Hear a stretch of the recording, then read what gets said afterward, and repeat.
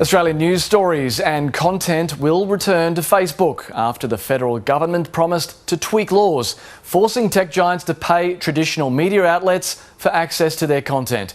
Last week, Facebook blocked access to news for all Australian users, taking down pages from media companies, including the ABC, and stopping people sharing links to stories.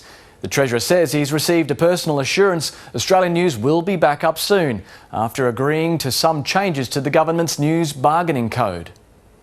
Mark Zuckerberg said to me today that that will occur in coming days. Obviously, that's a question for the engineers at Facebook, but certainly their commitment, both in their statement as well as in the words to me directly from Mark Zuckerberg, were that that news content will be restored to Facebook's Australian platform.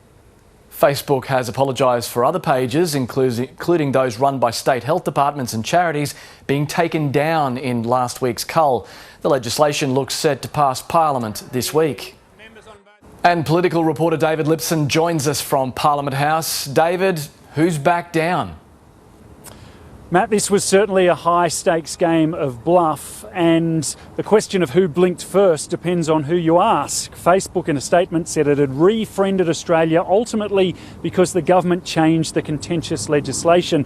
The government insists that the legislation changes are minor, and in the end, it doesn't matter because the result will be the same. That is that Australian media companies will get paid for the first time by Facebook when their news content appears on the Facebook feed.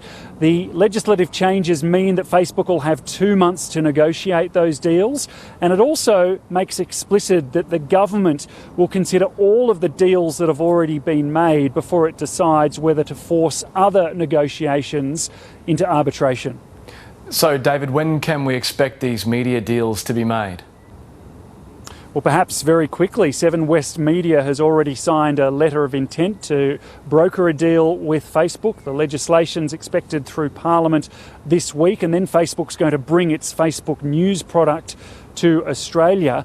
And you'll remember when Google did the same thing, it was only a couple of days before we started seeing some big multi-million-dollar deals made with the big media companies. The unions, though, are worried about the smaller media companies and concerned that they'll be forgotten if the government determines that enough money has changed hands from Facebook's balance books to that of the Australian media industry as a whole. This is a fight, clearly, that's been watched very closely around the world, and the repercussions of that fight are still playing out. Matt. Thanks, David. David Litson there.